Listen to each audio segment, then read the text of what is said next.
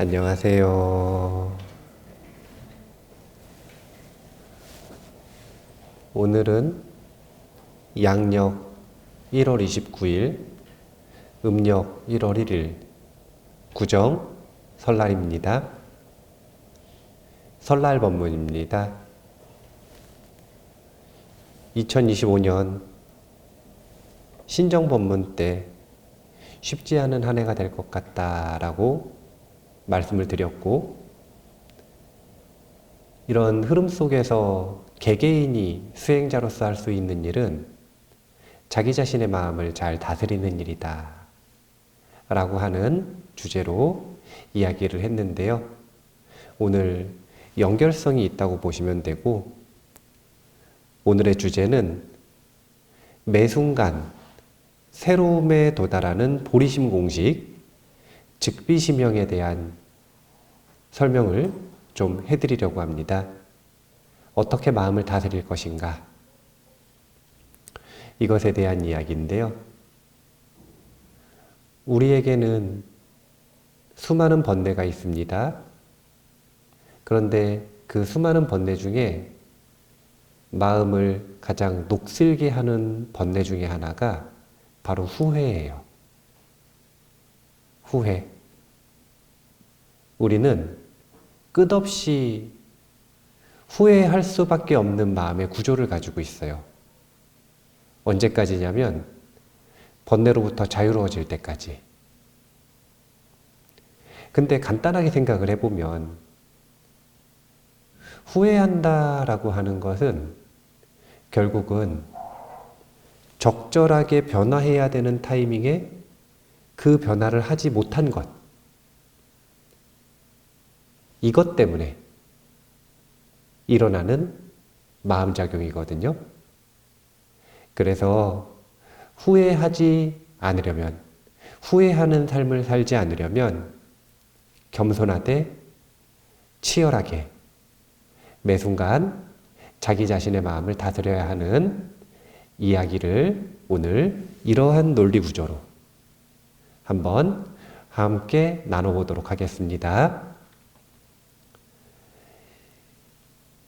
이 즉비심형이 금강경에 되게 다양하게 나오는 반복되는 정형구거든요. 근데 한 구절을 꼽아봤는데 금강경에서 불설반야바라밀, 즉비반야바라밀, 심형반야바라밀이라고 하는 구조가 있어요.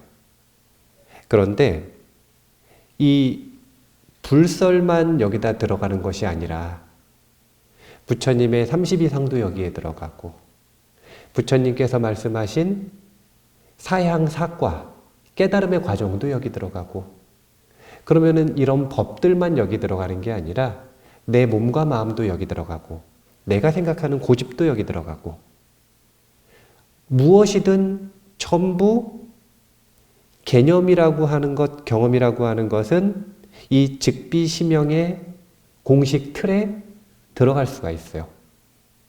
그래서 먼저 오늘 내내 설명을 드릴 거니까 간단하게 요약해서 결론을 얘기를 해드리면, 즉비라고 하는 것은 내가 옳다고 생각하는 것이 전부 잘못된 허상임을 알아야 한다는 것이에요. 심형이라고 하는 것은 생각해 보세요. 몰라야 관찰하나요? 알아야 관찰하나요? 알면 더 이상 관찰하지 않습니다. 알기 때문에. 세상에서 가장 강력한 무지가 안다는 착각이에요. 우리가 치열하게 공부를 해야 되는 이유는 다른 이유가 없어요. 무엇을 위해서냐면 끊임없이 자신이 모른다는 것을 알기 위해. 치열하게 공부하지 않으면 어느 순간 자기는 안다고 착각하기 시작해요. 그래서 심형, 관찰이 멈춥니다. 그래서 변화하지 못하는 거예요. 그래서 후회하는 겁니다. 한번 오늘의 이야기를 들어가 보겠습니다. 법구경 개송인데요. 같이 한번 읽어보겠습니다. 어리석은 자는 잘못된 견해를 가지고 성인의 가르침을 욕되게 한다. 열매를 맺으면 죽는 대나무처럼 그는 스스로를 파멸로 이끈다. 어리석은 자라고 하는 건 자기가 안다고 착각하는 자예요. 그래서 후회를 한다? 이것이 오늘의 큰 흐름이잖아요. 어떤 일이 있었냐면 부처님 당시에 깔라비구라고 하는 비구가 있었어요. 근데 이 비구가 아주 헌신적인 신도를 만난 거예요. 이제 스님들 같은 경우에는 큰절이 당시에 2개 정도 있었잖아요. 웰루아나라고 하는 큰절과 제타하나라고 하는 큰절이 있는데 부처님께서 그곳에 머무르시더라도 안거가 시작이 될 때가 되면 유행을 떠납니다. 제자들이. 그래서 안거를 어디서 지낼지를 결정을 해요. 근데 그 결정하는 과정이라고 하는 게 다른 게 아니라 그 지역에 있는 사람들이 스님들께서 오신 것을 보고 신심이 나면 스님들한테 부탁을 드리는 겁니다. 스님 이 마을에서 6개월 안거를 보내주시면 제가 수행처와 음식물과 가사와 의약품을 공양 올리겠습니다. 저에게 공양 올릴 수 있는 기회를 주십시오. 이렇게 부탁을 하는 거예요. 그러면 스님들이 묵묵히 승낙을 하시고 이제 그 마을에서 6개월 동안 수행 정진을 하시는 겁니다. 이렇게 인연을 맺은 깔라비구의 헌신적인 신도가 한 분 있었어요.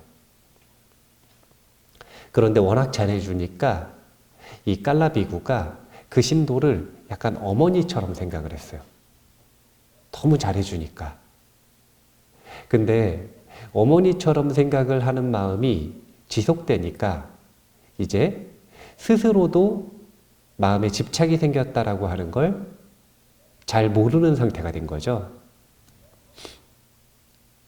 어느 날 이 깔라비구의 신도가 이런 소리를 들었어요. 부처님의 덕과 지혜는 말로 다 설명할 수가 없구나. 부처님의 법문은 너무나 훌륭하다. 이런 소리를 들었다라는 건 그 신도는 부처님을 직접 만나봤다는 건가요? 못 만나봤다는 건가요? 못 만나봤다는 거죠. 부처님 만나고 온 이웃집 사람이 이런 얘기를 하는 걸 들은 거예요. 그러니까 이제 우리나라는 나라가 작지 않습니까? 그러니까 우리나라 생각을 하시는데 인도가 엄청 커요. 그래서 부처님 제자, 제가불자라고 하는 분들 중에서도 부처님을 평생 한 번도 못 본 분들도 많습니다. 부처님 당시에도. 인도가 엄청 커요. 요즘처럼 뭐 유튜브로 볼 수 있는 것도 아니고 못 봐요. 유튜브라도 보면 친근하잖아요. 저는 이제 사람들 처음 만났는데 제가 스님 잘합니다 막 이러는 분들이 있어요. 저는 깜짝깜짝 놀라거든요. 내가 뭔가 만났었는데 그 인연을 잊어버렸나 싶어가지고 깜짝깜짝 놀라는데 처음 봤다 그러시더라고요. 이런 소문을 딱 들으니까 안 그래도 승가에 귀의하고 있었고 스님 모시고 시계 생천에 제가불자로서의 의무를 다하고 있었는데 부처님을 만나보고 싶잖아요. 그래서 깔라 비구, 깔라 장로 스님에게 허락을 받는 겁니다. 스님, 저도 부처님의 법문을 듣고 싶어요. 그러니까 이렇게 말하는 거예요. 거기 가지 마시오. 당신이 거기 가보았자 무슨 말인지 알아듣지도 못합니다. 자, 왜 그랬냐면 마음속에서 질투와 두려움이 생긴 거예요. 깔라비구는 이 신도에게 무슨 법문밖에 해줄 수가 없었냐면 시계 생천이라고 하는 법문 외에는 해줄 수가 없었어요. 뭐 여러 가지 이유가 있겠죠. 근기를 그렇게 봤을 수도 있고 아니면 본인의 학식이 적었을 수도 있고. 그런데 부처님을 한 번이라도 뵈면 내 신도가 아니라 부처님 신도가 되겠지. 이런 걱정이 드는 거예요. 그래서 못 만나게 해야 된다. 이런 질투와 두려운 마음이 들기 시작하는 겁니다. 스님이 이러면 돼요, 안 돼요? 스님이 이러면 돼요, 안 돼요? 안 되죠? 예. 근데 제가 항상 말하잖아요. 번뇌에 사로잡히면 모두 괴물이 된다. 사람이 괴물이 되는 순간은 다른 순간이 아니에요. 번뇌에 눈이 멀었을 때. 질투와 두려움 때문에 막 못 가게 계속 막아요. 그런데도 한번 부처님의 덕과 지혜가 말로 다 설명할 수 없게 훌륭하다 이 말을 듣고 나니까 너무 가고 싶은 거예요. 그래서 허락을 자꾸 안 해주시니까 몇 번 부탁을 드리다가 결국에는 스님 모시면 딸을 불러놓고 내가 했었던 것과 똑같이 공양을 대신 좀 올려줘라 라고 말하고서 부처님 법문을 들으러 간 거예요. 난리가 났어요. 이게 아주 묘한 거라니까요. 이 비구가 열심히 수행을 안 하는 비구도 아니에요. 수행을 열심히 하기는 하는데 열심히 하는 것과 성과가 나는 건 다른 거잖아요. 우리가 보면 열심히 한다고 다 공부 잘하면 오래 앉아 있으면 다 성적 좋겠죠. 그런데 오래 앉아 있어도 성적이 빠른 시간 안에 안 나는 경우들이 있잖아요. 물론 시간 제한이 무한되면 결국은 잘하게 되겠죠. 하지만 인생이라는 게 그렇게 길지 않으니까 이 비구가 부처님한테 본인의 신도가 같다는 이야기를 듣고 화가 머리 끝까지 나가지고 이 부분 같이 한번 읽어볼까요? 비구는 이 말을 듣자 분노의 불길이 치솟아 올라와 자신을 태웠다. 그녀가 결국 나와 관계를 끊었구나. 그는 즉시 사원으로 달려가서 그녀가 부처님의 법문을 듣고 있는 것을 보고 부처님께 말씀드렸다. 부처님이시여, 이 어리석은 여인은 심오한 법문은 이해하지 못합니다. 그녀에게는 보시공덕이나 지게공덕에 대해 설법하시는 것이 좋겠습니다. 부처님께서는 그의 비열한 속셈을 알아차리셨다. 어리석은 비구여, 그대의 삿된 소견이 고귀한 가르침을 욕되게 하는 것이다. 그런 사악한 생각이 그대 자신을 해친다는 것을 알아야 한다. 얼마나 이성을 잃었냐면 그냥 사실 법문 들으러 부처님한테 간 거 아닙니까? 근데 그 행위가 무슨 행위라고 생각을 한 거냐면 자신과의 인연을 끊었다고 생각하는 거예요. 근데 우리 이렇게 반응하는 경우들 있지 않나요? 명백한 오해인데 상대방의 마음은 들어보지도 않고 그저 자기 뜻대로 안 된다고, 그저 자기 마음대로 안 해준다고, 나를 무시하는구나, 나를 욕되게 만드는구나, 나와의 관계는 끝내고 싶은 거구나, 그런 마음이 마음에 있지 않나요? 그게 바로 자성의 중생이에요.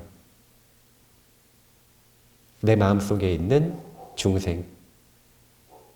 그 중생이 기승을 부리기 시작하면, 번뇌에 사로잡히면 이런 말도 안 되는 일을 하는 거예요. 부처님한테 부처님 법문 참견하는 거죠.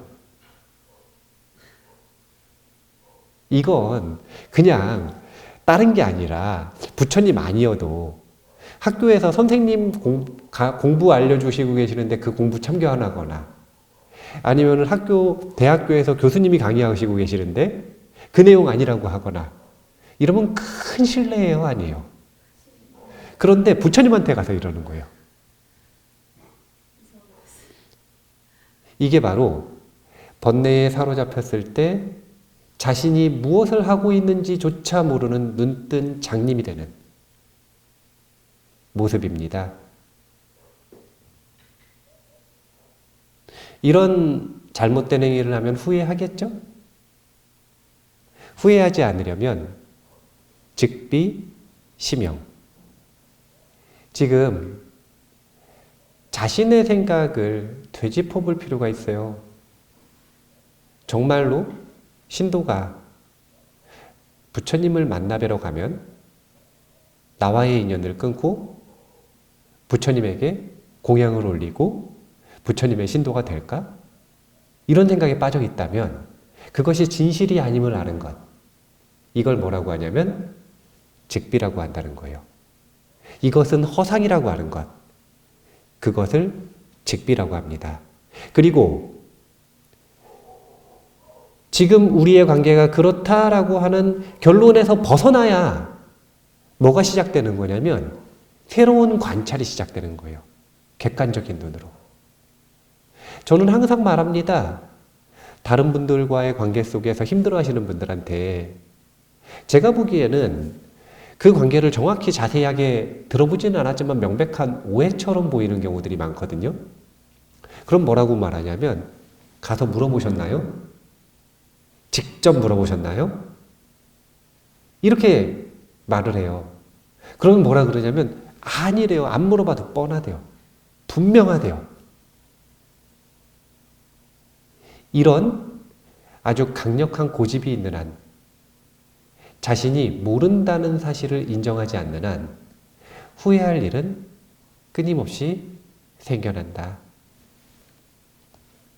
자, 금강경에 가장 유명한 구절이죠. 범소유상 계시여망 약견재상비상 즉견열애라고 하는 구절인데요. 다양하게 해석할 수 있잖아요. 근데 그 중에서 즉비심영의 공식을 가지고 보면 범소유상 계시허망 이 문장이 즉비를 나타내고 있습니다. 우리가 안다라고 생각하는 것, 진실이라고 생각하는 것은 계시허망, 그냥 통틀어서 뭐라고 하신 거냐면 전부 잘못되었다. 이렇게 말씀하신 거예요. 자, 지금 제가 하고 있는 말이 들리시나요? 들리세요? 제가 하는 말을 듣고 계신가요? 그 생각이 틀렸다는 거예요. 왜냐하면 제가 하는 말을 듣지 않으신다니까요.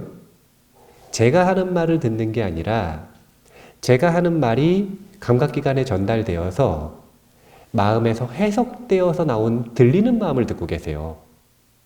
그런데 들리는 마음을, 즉 내가 듣고 싶은 대로 듣고 있다라고 하는 걸 모르는 거. 이게 끝없는 오해를 양성하는 거예요. 내가 모른다는 사실을 알아야, 그래야 관찰하고자 하는 욕구와 의도가 생기는 겁니다. 자신이 모른다는 사실을 인정하지 않는 것만큼 큰 우상은 없습니다. 그리고 그만한 오만은 없습니다. 우리가 끊임없이 후회하는 실수를 하는 이유가 무엇인가? 우상을 숭배했기 때문이고요. 그리고 오만하기 때문에 그래요. 절대로 인정하고 싶지 않은 거죠. 자기가 모른다는 사실을. 그래서 부처님이 딱 결론 내려주시겠다. 이렇게 사구개로 정리하신 거예요. 이거 모르고 이거 모르고 이거 모르는 게 아니라 일체지에 이르기 전에는 계시허망, 전부 다 허망한 것이다. 차라리 이렇게 생각해라. 부처님께서 이렇게 말씀해 주시는 거예요. 내가 보고 있는 것, 내가 듣고 있는 것, 내가 안다고 착각하는 모든 것들이 허망하다. 이렇게 결론 내려주신 거예요. 그런데 사람들이 여기에 빠져요. 그 다음이 중요한데. 약견, 재상, 비상, 즉견열애. 이것은 허망하니 그 다음 뭘 해야 된다. 이걸 분명하게 얘기해 주시는 거예요. 그건 뭐냐면 견, 보는 것입니다. 재상을 비상으로 보고 열애를 보는 것. 이게 바로 심영의 과정인데 이걸 한 단어로 말했을 때 관찰하라는 거예요. 몰라야 관찰하니까. 잘못됐으니까 관찰하는 거잖아요. 불완전하니까 끊임없이 관찰을 해서 업데이트를 해나가는 겁니다. 이래야 발전하고 변화해요. 그래야 후회하지 않는 삶을 살아갈 수 있는 겁니다. 여기서 상이라고 하는 게 개념이라고 말하기도 하고 그 개념은 언어의 세계거든요. 니체 선생님은 언어에 대해서 이렇게 얘기했대요. 같이 읽어볼까요? 인간은 자신이 가진 언어의 한계, 그 이상을 살 수 없다. 뱀이 허물을 벗지 못하면 결국 죽음을 맞이하게 되듯이 인간도 오래된 사고라는 허물에 갇히면 안으로부터 썩기 시작해서 결국 죽게 된다. 우리가 자신이 모른다는 사실을 모르는 한 살아있어도 죽은 것이에요. 정신은. 그냥 우리의 몸뚱이는 카르마, 업이라고 하는 태엽을 감아놓잖아요. 그러면 태엽 인형처럼 마음이 이렇게 죽어있는 상태에서도 아무렇지도 않게 움직여요. 그래서 걸어다니는 시체처럼 사는 거죠. 정신은 전혀 새로워지지 못하고. 이유는 다른 게 없다고 그랬습니다. 오만해서. 저는 오만하지 않은데요? 오만하잖아요. 벌써 결론 내렸고 본인이 오만한지 오만하지 않은지 모른다는 사실을 모르잖아요. 그게 오만한 거예요. 그걸 보고 우상숭배라고 하는 거예요. 그걸 보고. 금강경은 철저하게 파상, 우상을 타파하는 가르침을 중심으로 삼고 있습니다. 실수들을 해요. 어떤 실수가 있는지 예화를 한번 읽어볼까요? 함께 읽어보겠습니다. 아이를 늦게 낳아서 기르는 한 남자가 있다. 그가 아이와 동네를 걷고 있는데 모르는 사람이 다가와 아이에게 예쁘다고 말하며 남자에게 이렇게 묻는 것이었다. 혹시 아이 아버지세요? 아니면 할아버지세요? 자, 벌써 실례예요? 아니에요? 이런 실수들 많이 하나요? 안 하나요? 하죠? 사실 이런 장면은 생각보다 자주 목격할 수 있다. 깊은 생각이 필요한 말이 아닌데 우리는 일상에서 말을 너무 쉽게 하는 사람들을 만나서 마음고생을 한다. 늦게 아이를 낳으면 실제로 그렇게 보일 수도 있다. 하지만 아버지인지 할아버지인지 물었을 정도라면 아버지일 가능성도 갖고 있었던 걸로 볼 수 있으니 적어도 이렇게 말해야 했다. 아이가 아빠 닮아서 참 예뻐요. 우리는 말을 함부로 하는 사람들이 분명히 있어요. 주변에 보면. 혹시 자기 자신도 그럴 수도 있죠? 그리고 평소에는 안 그래도 번뇌에 사로잡히면 또 말을 함부로 하는 사람들이 있어요. 그리고 항상 뭐라고 하냐면 자기는 솔직한 거래요. 자기처럼 그렇게 솔직하게 말을 안 하는 사람을 음흉하다 그래요. 말도 안 되는 얘기죠. 이렇게 말해도 칼이 그대로 있으니까요. 그 칼을 밖에 내뱉고 그걸 정당하기 위해 솔직하다라고 말하는 것은 그것은 명백한 어리석음입니다. 자기가 모른다는 사실을 알아야 돼요. 그러면 오만하지 않고 겸손해질 수 있습니다. 말하는 게 어려워집니다. 당연히 어려워야죠. 말만큼 남에게 피해를 많이 주는 그런 행위가 어디 있습니까? 행동으로 하는 폭력은 한 명에게 보통 가해지지만 말이라고 하는 것은 집단을 대상으로 하잖아요. 그 말을 듣는 모든 사람들의 마음을 망치죠. 그래서 우리가 겸손할 줄 알아야 돼요.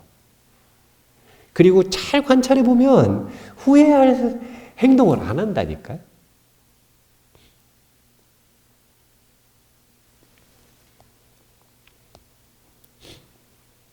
입보살행론의 한 구절인데 한번 읽어볼게요. 견딜 수 없는 지옥의 불로 오랜 세월 동안 자신의 몸이 타게 될 때 끝없는 후회의 불까지 타올라 마음은 더욱 슬프고 고통스러울 것이네. 매우 얻기 어려운 이익을 얻을 수 있는 곳에 다행히 태어나게 된 것을 스스로 잘 알면서도 또다시 지옥에 끌려가게 된다면 후회하게 되겠죠?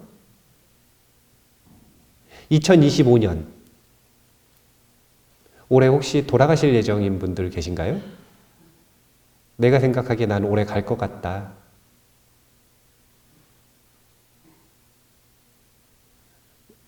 의사 선생님들이 갈 것 같다 이렇게 얘기해 주시는 분들도 본인은 안 갈 것 같거든요. 사람들 누구나 올해 내가 갈 거다 이런 생각 안 해요. 그러면 1년이라고 하는 인간 삶의 소중한 기회가 나에게 남아있다는 전제잖아요. 이 인간 삶이라고 하는 소중한 기회를 어떻게 쓸 것인가? 이것을 한 해를 시작하는 오늘 한번 생각을 해보실 필요가 있습니다. 끝없는 후회를 하면서 살아갈 것인가? 그 후회의 원천을 만들 것인가? 아니면 후회를 종식시킬 수 있는 겸손하지만 치열한 삶을 살아갈 것인가? 나중 일이죠. 인간 삶을 더 이상 살아가지 못하는 그때는 죽은 다음이니까 나중 일이죠. 그래서 나중 일이라고 생각을 하고 그 정작 두려워해야 되는 이 사막도의 고통에서는 우리가 외면하는 경향이 있어요.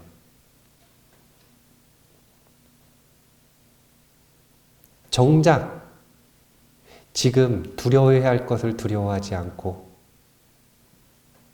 지금 두려워해야 할 이유가 전혀 없는 것은 두려워하고 이렇게 거꾸로 된 전도몽상에 빠지는 이유는 다른 게 아니라 전도몽상이라고 하는 게 어떤 잘못된 하나의 견해를 가지고 있는 게 아니라 자기가 안다는 착각, 내가 생각하는 게 진실이라는 착각, 내가 본 게 명백한 진실이라는 착각, 이 착각을 전도몽상이라고 하는 거예요. 여기서 벗어나야 됩니다. 부처님께서 분명히 범소유상 계시 허망이라고 하셨어요. 계시 전부 다 허망한 거예요. 그러면 저는 진실을 못 봅니까? 못 봅니다. 그래서 치열하게 관찰하는 거예요. 끊임없이. 금강경을 공부하고 반야바라밀에 대한 공부를 하다 보면 가명이라는 단어를 자주 씁니다. 가명. 임시로 개념을 결론 내렸다 이거예요. 임시로 진실이라는 뜻이에요. 임시로 이거는 두 가지 뜻이 있는 거예요. 하나는 지금 이 순간에만 진실이다. 둘째는 내 수준에서 요만큼까지 지금 진실이다. 하지만 그 시간이 지나고 나면 그것조차도 다시 또 즉비로서 깨버리는 우리 금강경을 공부하는 이들의 무상의 반야의 진리가 필요한 겁니다. 즉비. 모르니까 어떻게 한다? 관찰한다. 끊임없이 계속 진실로 다가가기 위해, 있는 그대로인 열애에 다가가기 위해 보고, 관찰하고, 꿰뚫어보고 이 노력을 한다면 우리는 후회하는 일을 줄일 수 있을 것이다. 제가 요즘에 7월 달에 보니까 요 올해 윤달이겼더라고요. 그래서 윤달에 무슨 정진을 할까 생각을 하다가 이제 정진 주제도 있겠지만 그때 죽음 수업 관련 커리큘럼을 하나 내면 좋겠다 그래가지고 죽음 수업 이 관련된 커리큘럼을 계속 만들고 있는데 임사체험을 하고 온 이들의 스토리가 중심이거든요. 그런데 임사체험을 하는 이들의 공통점이 하나가 있어요. 그게 뭐냐면 죽을 때 어떨 것 같으세요? 후회한다는 것. 죽을 때 후회한다는 것. 그 후회의 핵심은 뭐냐면요.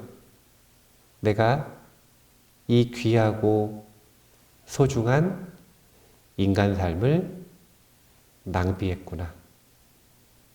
하등 쓸데없는 일들로.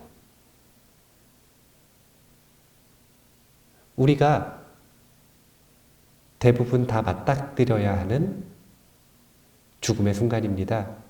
그때 후회하고 싶지 않으시다면. 그리고 왜 죽을 때 후회하냐면 살아있을 때도 후회할 만한 일들을 계속 반복했기 때문이잖아요. 남은 삶 동안 후회하고 싶지 않으시다면 이제 그만 오만하세요.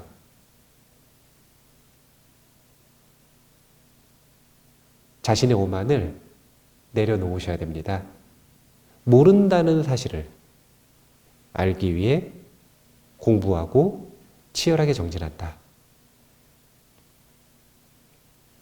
매 순간 새로워집니다. 이게 일일신, 우일신의 비결입니다. 오만한 사람은 결코 새로워질 수 없습니다.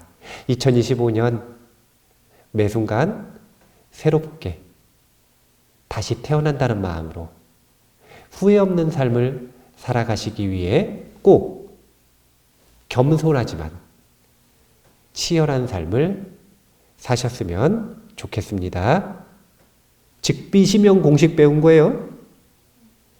즉비를 통해 겸손해지시고 시명을 치열하게 하는 삶을 살아가셔도 정진을 하셔도 공부하셔도 꼭 그 경험에 몰입하고 전념하는 치열한 삶을 살아가시면 좋겠습니다. 2025년 후회 없는 완전 연소의 삶을 사시기를 권장드리면서 마무리하겠습니다.